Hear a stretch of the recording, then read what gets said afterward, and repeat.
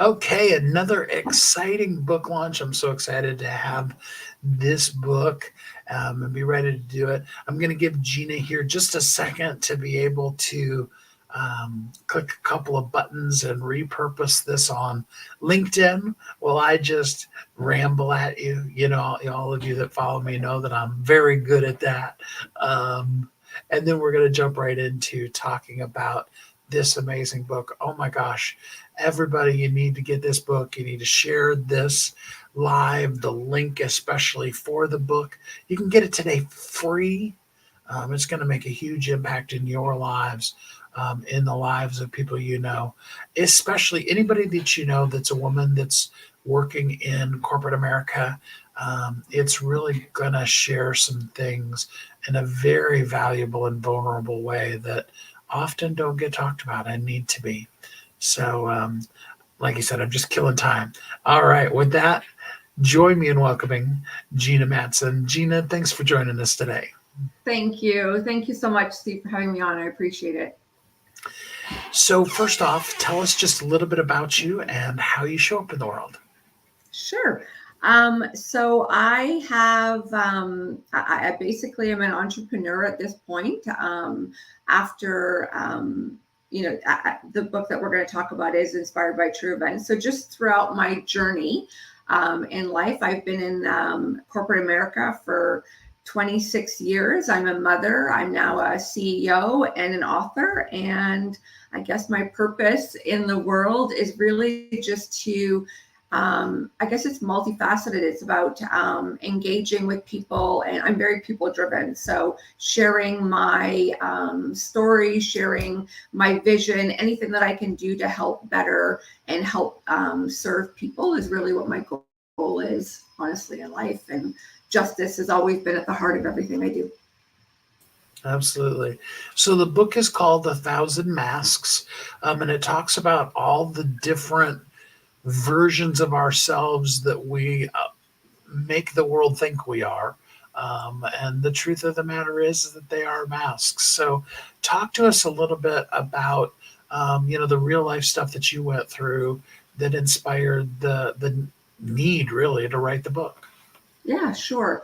So the book is inspired by true events, as you know. I have gone through at a very young age. I was very sadly betrayed by somebody very, very close to me, and it led me down a path of a destructive path of you really start to question your self-worth, your value, and it follows you. It really does. And so as strong as we think we are, and as strong as I've always thought, I'm still learning, and I'm always learning. I really wanted to write this book almost like a healing balm for anyone who is in pain or hiding from that pain, whether they know it or not, that they're hiding from it. To be a torchbearer, for lack of a better word, and talking and illuminating some of the discussions and some of the very raw points of this book, and bring it out of the dark corners and talk about it, right? And so that's why I'm so appreciative to be on here today, because it allows me in my mission to want to not make these topics and what's really going on, us being afraid and us not being able to speak up, whether you're male, female, it doesn't matter. People in general, we hide sometimes without even knowing, our mind as well. And I'll speak for myself. When I was hurt as a young child, I literally, my brain didn't even allow me to realize this until I was about 12. And so when I came to realize what happened, my whole world fell apart. And so when you realize that, and you realize how powerful our mind is, you start to understand as you go through things, that other people are also doing this. And I just really wanted to call to action these 1 in 3 statistics for young girls, the 1 in 6 for young boys, and then how, in the book with Anna's story, how it follows throughout your life. Yeah, absolutely. So, talk to us about the masks that we wear, the ways that we get through life rather than really loving it like we should. Yeah, I think living authentically is such a big topic these days, and so I guess for me, it's when I was thinking about what I wanted the cover to be, I realized, and I thought back on my story and what I was trying to share by writing this book, that I realized how many masks I really did wear. Whether it was it was a different mask at work, it was a different mask, and really, these masks are we build them ourselves unconsciously, and it's to protect us. We go into self-preservation mode whenever something, doesn't matter what it is, whenever we're hurt. It basically, we create these masks of who we want and who we think we should be, and to cover up the pain that we might be going through and might be dealing with. Yeah, it's so very real.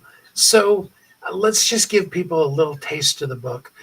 Totally unfair question, I know, up front, but kind of what's your favorite part of the book? Um, my favorite part of the book.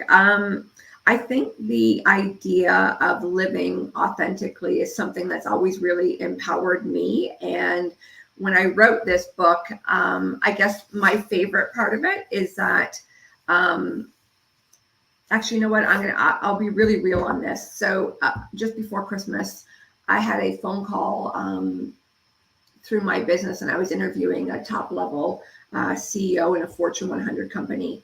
And I don't really mix my business with the book and whatnot, but she opened up about her truth, that she had said that after reading my book, she had never told anybody about what had happened to her 5 years ago at work. And it was in that moment, Steve, that something just clicked. And I thought, if someone in her position, we all see what we want to see, what we show out there to the world online and in social media. When she came to me with this, and I thought of her, I really had her up on a pedestal of success and what success looks like.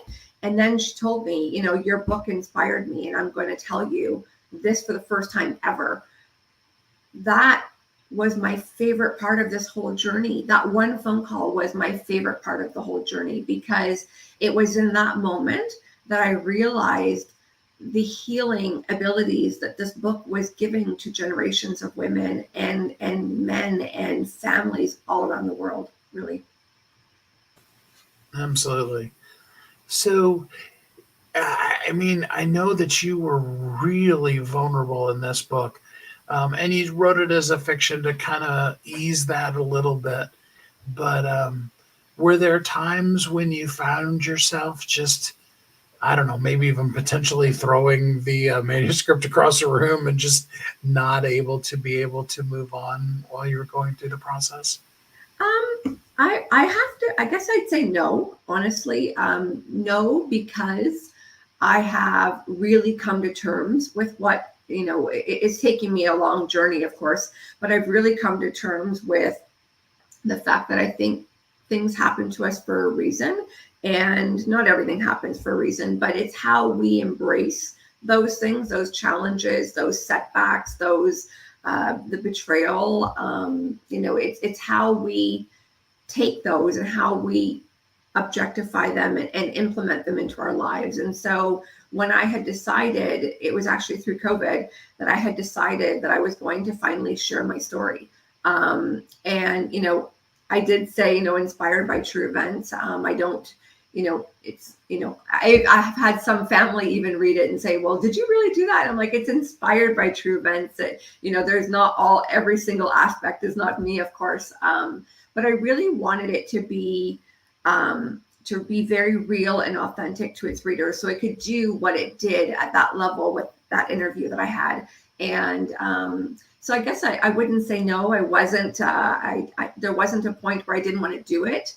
It was very hard to do, of course, because I had to relive all of the things that have happened. Whether it be, the book really takes place at age 6, 12. Early teens, and then adulthood. And so reliving those again, of course, is always hard. you remember what you've gone through. And I really sat and took my time, because without being able to really deeply feel it and relive it again, it wouldn't have come through as authentically as I think it did. And that was really important. So I was willing to make myself very vulnerable and to put myself back in that position to make sure that it was as empowering as I believe it to be. One of the coolest things I took away from the book, and we've talked about this before, is you bring up a really interesting point, and that's the fact that people try to love us, and I'm not talking about the bad ones, but the ones that really truly want to unconditionally love us. And yet the truth of the matter is that even that, until we're at a certain place, isn't really enough. Can you talk a little bit about that? Yeah, sure.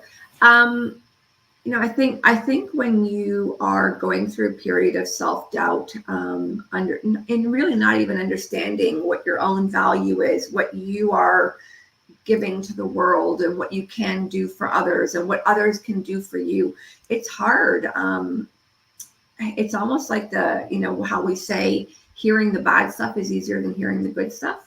I think this rings true to a lot of people, and to, I know certainly for myself, it rings true. And I find, like, in the world right now, and a little bit off topic, but in the world of social media and trying to be our authentic self, it often gets drowned out because we're in this comparison game. And none of us are, we're all our unique selves. And so there's this game of sort of what you think somebody is, and how somebody might be trying to help you. It's hard to accept that, especially if you've been betrayed, right? Because there's always that doubt, is this person going to betray me? I don't think that ever leaves. I don't think, honestly, that will ever leave me. I don't let it injure my relationships that I have now. I believe in the power of goodness. I believe in people. It's why I love what I do for a living. But it's hard. It's hard sometimes to let people fully in, especially when you've been betrayed. It's such a great book, and it's a good book just to read. I mean, if you want to read, kind of the romance and the suspense and the building part of that, there's all of that too. So those of you that are listening, it's an amazing book on that level as well. But I know that you have hopes and dreams for the book. What is maybe one of the things, at least, that you'd like people to walk away after having read the book? What would you like them to be at? One thing. Okay. You can have more than one if you need it. Okay. I guess there's a couple of really, really big things for myself in this. I really want people to walk away. I want parents to walk away, understanding the signs to look for. So there's a part in the book that Anna is going through, and it's not obvious. Because oftentimes when we are abused at a young age, it's typically from somebody that or somebody close in the family. And so, I really want parents to understand what to look for. I think for myself, as a mom myself, it's really opened my eyes in how I parent and the conversations that I have with my children. So a takeaway, I think for parents is really to keep the conversations going, to look for the signs that are very clearly outlined in my book. Anna's signs, they're there. But when you're in the moment, when you're in that situation, it's very hard to see that with people that you love and you trust yourself, right? So for parents, really honestly, to know what to look for, I think will really help minimize the impact that this is having in life. And then, as an adult, I really want to, and we've talked about this as well, Steve, getting into working with the youth and working with the younger generations, and how to avoid some of the pitfalls that I have fallen through, and how how many of us have, but to be able to speak to them and to help share them, I don't know, ways to avoid some of these things that go on. And some of them are very easy to avoid, but it's knowledge is power. And so I think from reading this book, from parents, the biggest takeaway is knowing how to see the signs, knowing that you don't know what anybody is capable of. And I don't want to live in a place where we fear everybody, but we have to be realistic in the times that we are and with the stats that we have. And we need to be vigilant on that. Absolutely. I love that. Well, just, and of course, everybody, I will drop the link in case you didn't read it in the description for you to be able to get the book. And if you need to, you can reach out to me if you live in a country other than the United States, or if that link isn't working for you, please let me know. But do tell us just a little bit before I let you go, because there's a pretty good synergy, I think, between the book and what you do in life. Tell us a little bit about your company. Sure. So I have been in the executive recruiting and technology space, IT technology space, my whole career. I started out at the age of 19 and have kind of moved. And so just before I actually wrote the book, I decided 10 days before COVID, actually. So bad timing, but it worked out. I launched my own firm for the first time. I've only ever worked for 3 large companies. In fact, some of that is in the book as well, as to how to protect yourself in the workplace as well. And I think that's extremely important takeaway as well that I didn't mention. But so I opened up my own business, and really it's because I wanted to work by my own set of rules, Steve. As cliche as that may sound, I've been through a lot in corporate America, in very hard times, very good times, but it's been very challenging.